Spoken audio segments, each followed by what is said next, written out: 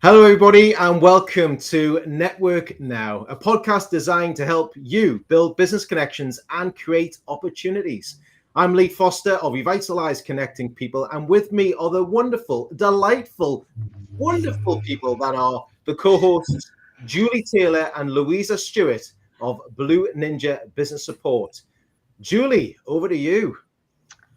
Hi, thank you very much for that very warm welcome. So today we'd love to welcome our very special guest, Kristine Tudhope from the stunning South Africa. So Kristine is CEO of Woodridge Connect. She's a qualified chartered accountant back in 2015 and then moved into entrepreneurship after spending time in that industry. She founded Upvisor in 2018, where they focus on unlocking business potential by improving the profitability and productivity of businesses. With her exposure to finance, reporting, operations, logistics, and other functions in corporate, she has been uniquely positioned to bring her financial know-how, coupled with an understanding of operations and technology, to her clients. Upvisor was selected as the Best SME Innovation and Strategic Financial Partner, South Africa, in the African Excellence Awards hosted by MEA Markets in 2021. Kristine was also selected as a finalist in the South African Institute of Chartered Accountants prestigious Top 35 Under 35 competition in 2021. Kristine now leads a new online high school, Woodridge Connect, which partners with the global automotive tech player Gendermark Automation, and is set to redefine online schooling as they allow learners to uniquely experience life inside and beyond the classroom, where it's more than a school, it's a lifestyle. Welcome, Kristine. It's very lovely to have you with us. It's lovely seeing you ladies again. We have some history, which we'll go into just now as well.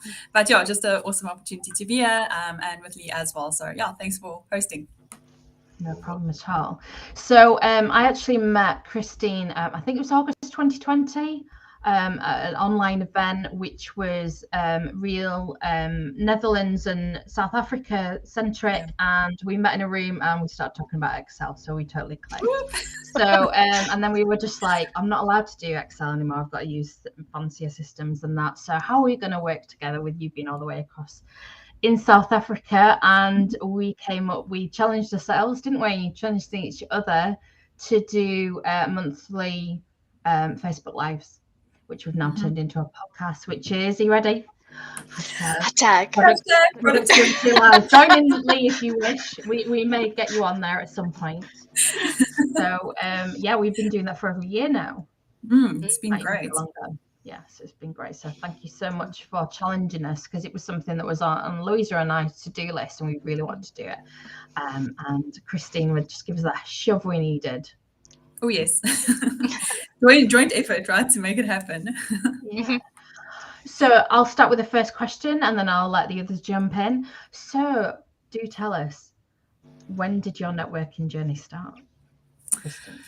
Yeah, when I was thinking about this question, I mean, there are a lot of ways that you can answer this question, right? I mean, I think we all start to network from, the time you enter school, basically starting, or maybe even before that, getting to know people and building relationships. But if we think about networking in a corporate perspective, and from that perspective, I would probably say that I really started networking quite actively once I started Upvisor. I think I realized that it's not going to be easy to run an entrepreneurial business on your own, firstly.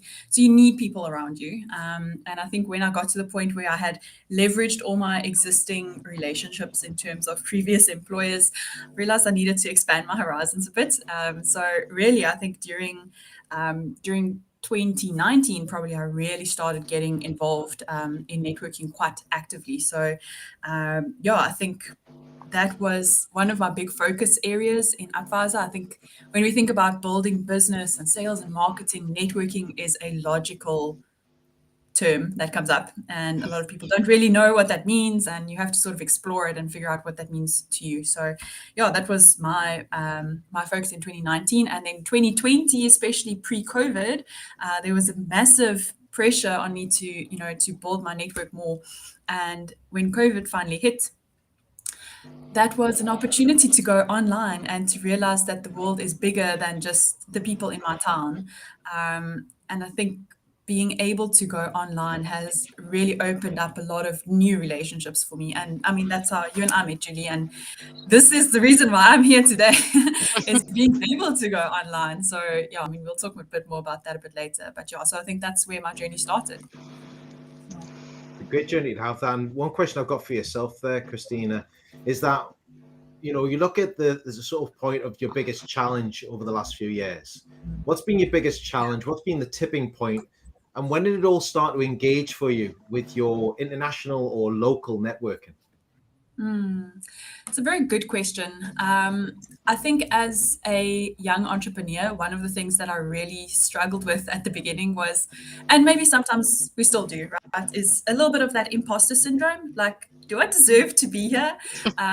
It's that. And it's also like, do I really believe in the value that I'm bringing to the table? And for me, that was quite a big thing to unpack and to understand, knowing I know what I know, but I don't always realize that other people don't know what I do know, if that makes sense, right? So there's this gap that I need to try and communicate around.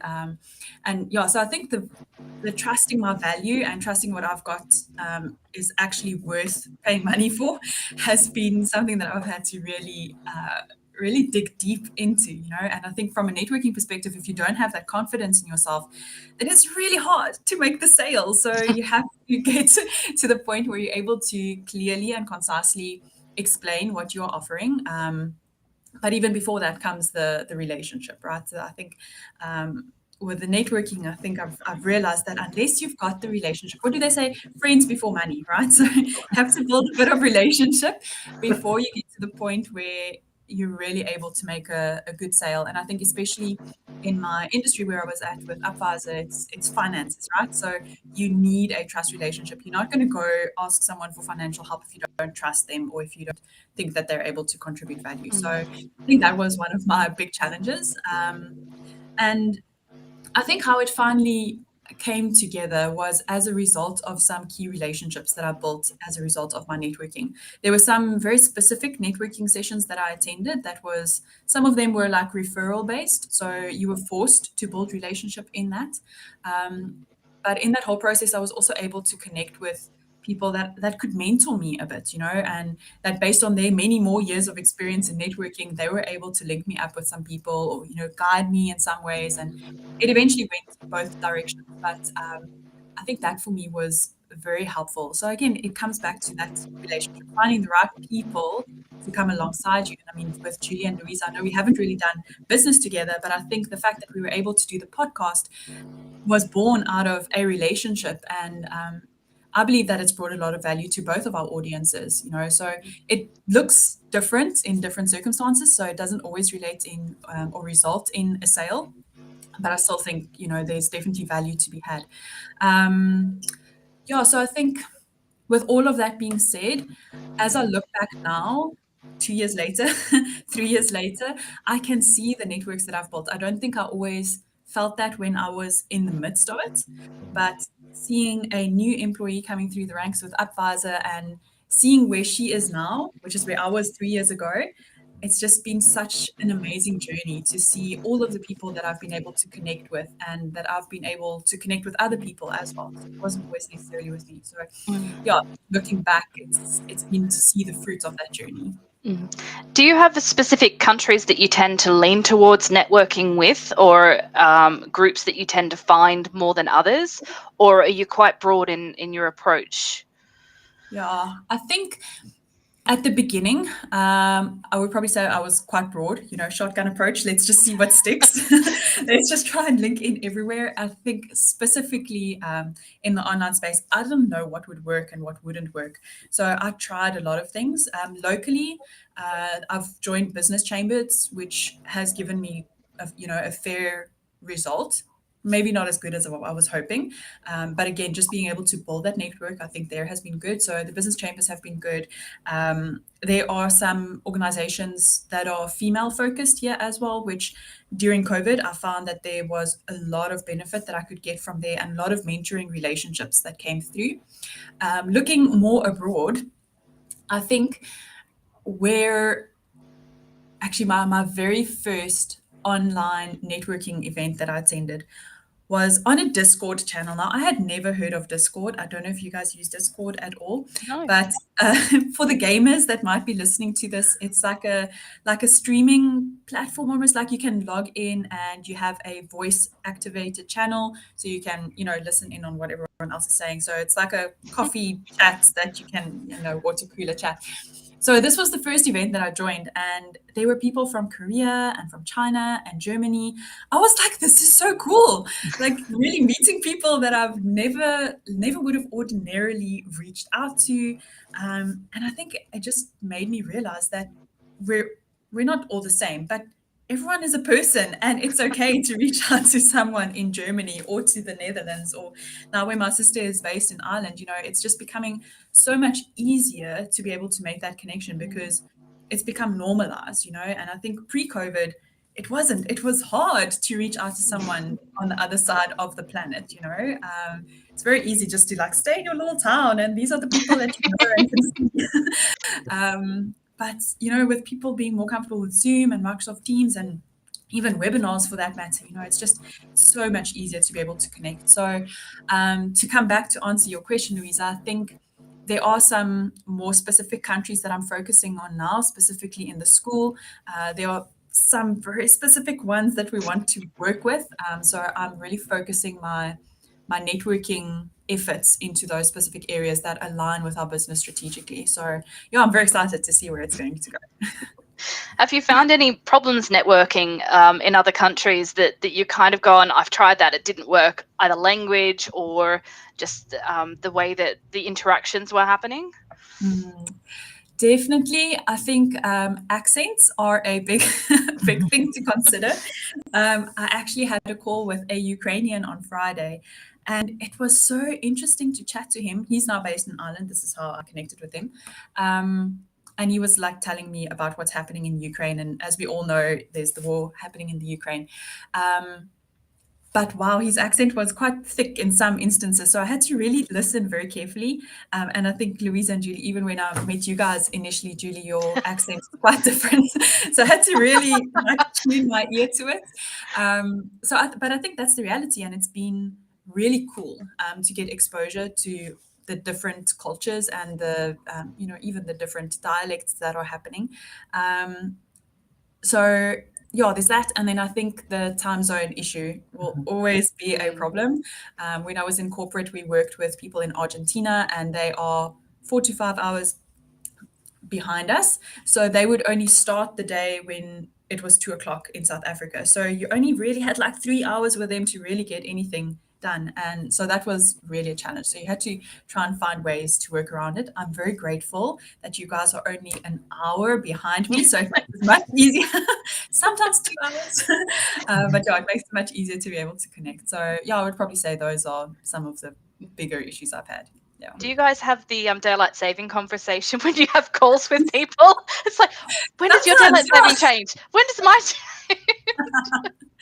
Definitely. I think when it switches from 2 hours to 1 hour, that always gets me, because my sister being in Ireland, she was working with me for quite a while. So we always had to shift our morning meetings to be a little bit later in the day so she can join in. So yeah, always fun. So an interesting fact. Is it Julie next? Well, Lee, I mean, there was a comment that Kristine said earlier, which was around, it just made me think of the words that you used, which is around who knows what you know. Yes. So if you haven't heard Lee say that yet, I think you need to listen Brace to my yourself. podcast, Kristine, because you're going to hear it a little bit more.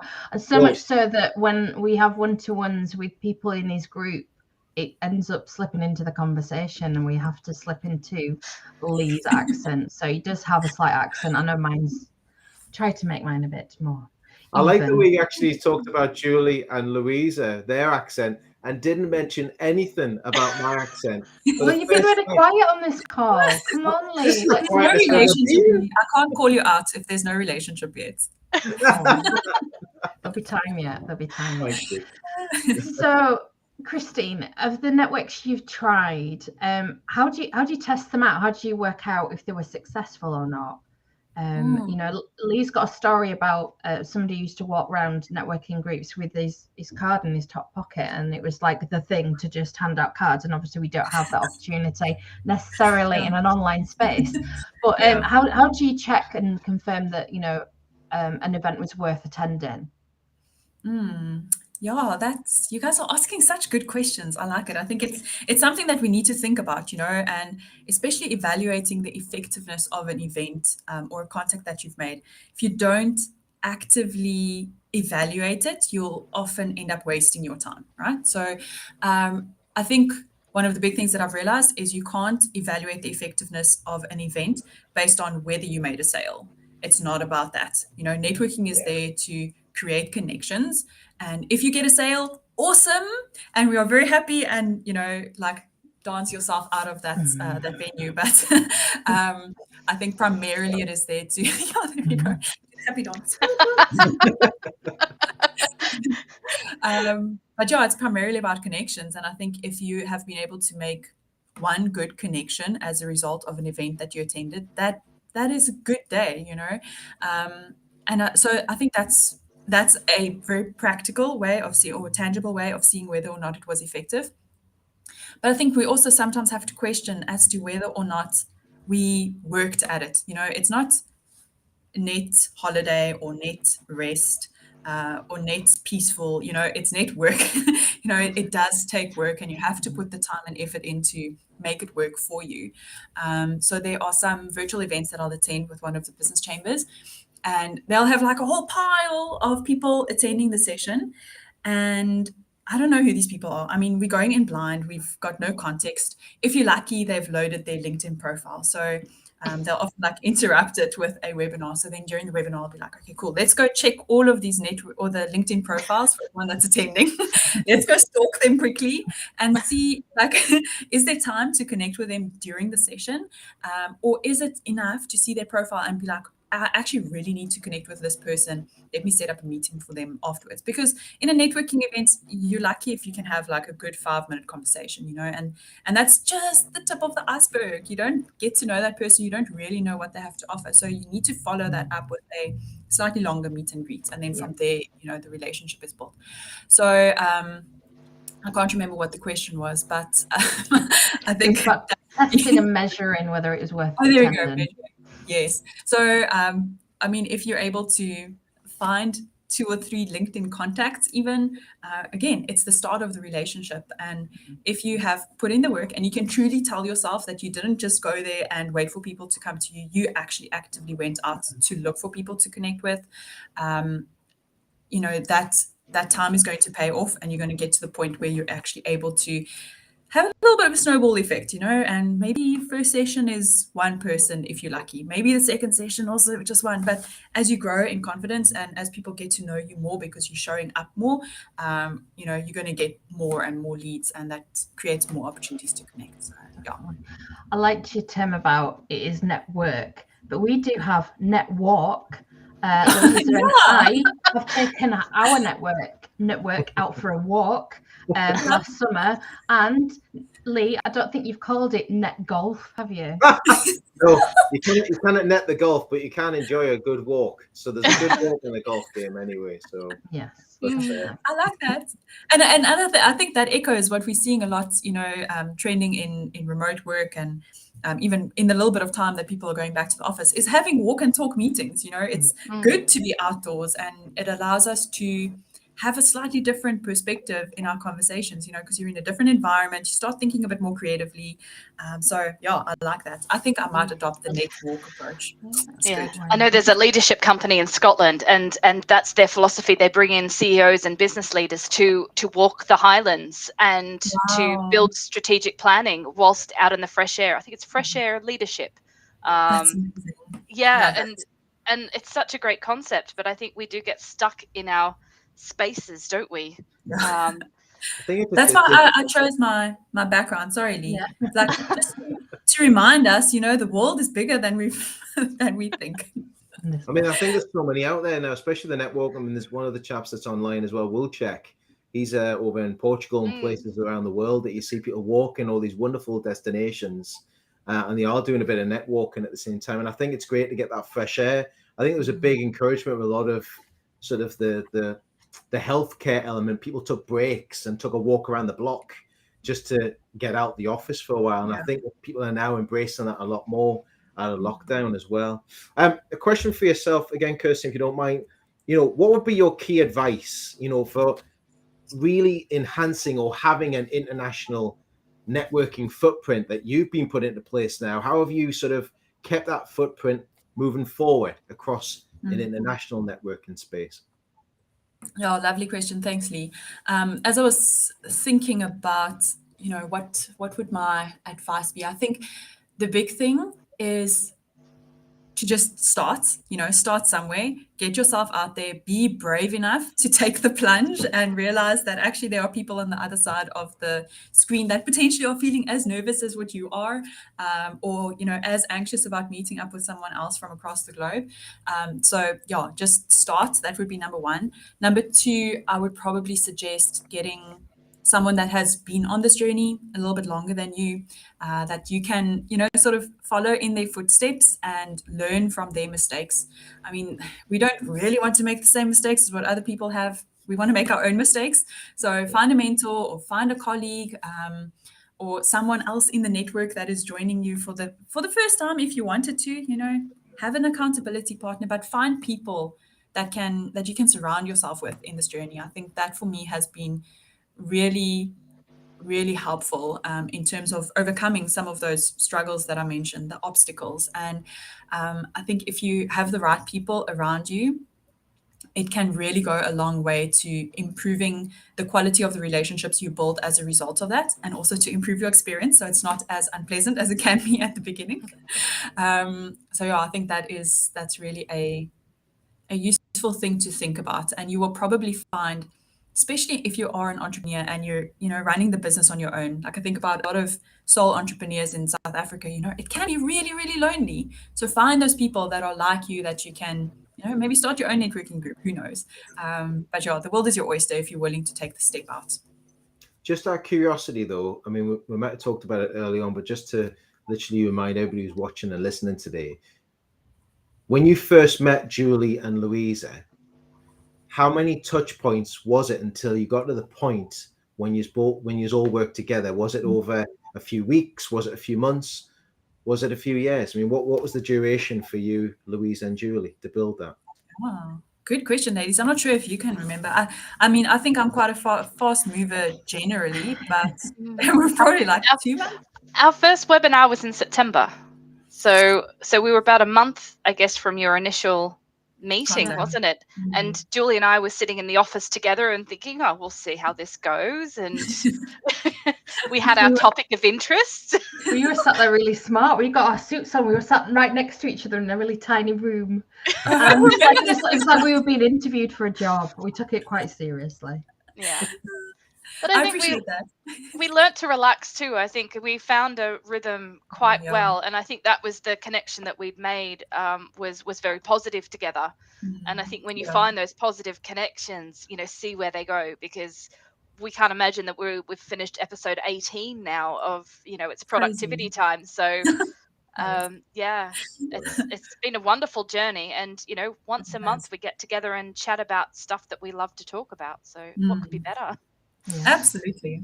Yeah. I think it's also a good point as well that when you hear about that, people always have this impression, networking in general, and after speaking with yourself, Christina, it's people actually think it's going to instantaneously happen straight away, a result in business, but it takes a minimum 2, 3, 4, 5, 6 months to really build it. Some people don't normally get business maybe 2 years down the line. It might not be business, it might just be collaboration that comes from. So that's a good point to put across there. Yeah, I totally agree with that.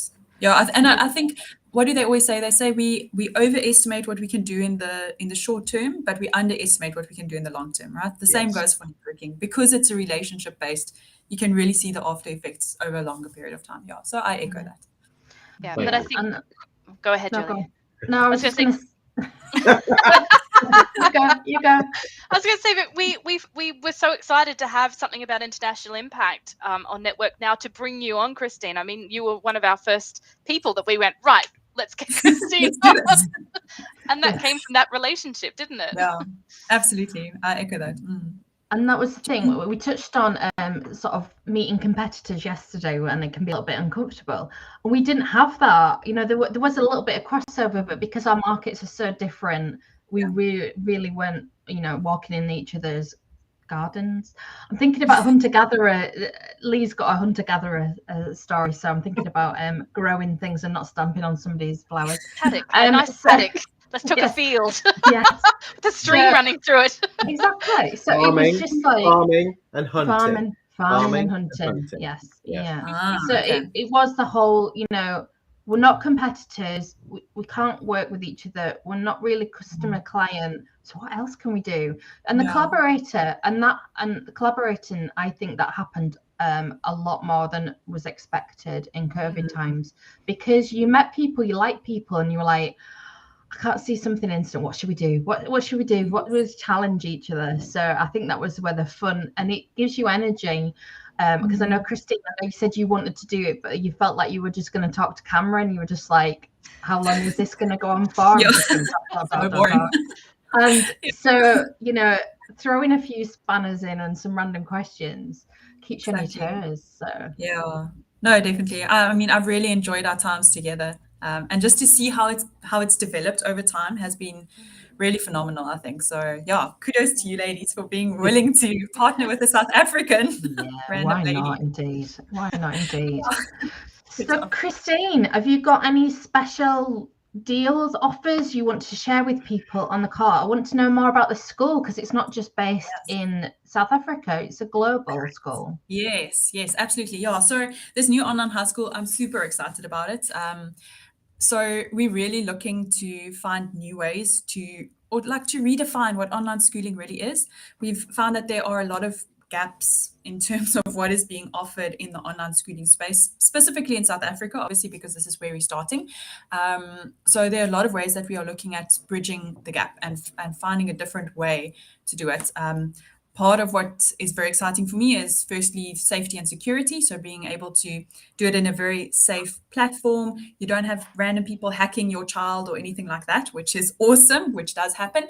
And then so that's the one. And then the other part is being able to really give an opportunity to have personalized learning. So using artificial intelligence, we're able to identify what your child is interested in, not just like, okay, cool, you can do math faster than science, for example, but like really what are they interested in? Are they interested in fashion design? Are they interested in gaming? You know, how can we support that for them? So that's just like some of what we are looking at. But yeah, so very excited about what it is all about. And if your listeners would like to find out more about what we are up to, because as Julie correctly stated, we're based in South Africa, but definitely because we are an online school, gives you the opportunity to reach out to the rest of the world. So if anyone would like to find out a bit more about what we are offering, we are starting some information sessions towards the end of May, and we've actually just secured our date for the first session, which will just be telling you a little bit more about what we do at Woodridge Connect. I think it's the 24th or 26th of May. Now I'm confused, but one of those two. It would be 6 p.m. in your time, 7 p.m. in my time. And then after that, we'll be following that up with a few additional sessions, including like from a parent's perspective, what is the difference between online school and homeschool, and how do I deal with the realities of my child being at home? And we have a couple of others planned as well. So everyone's more than welcome to join. We can share more information as it comes out. So yeah. What's your URL, Kristine? What's your URL?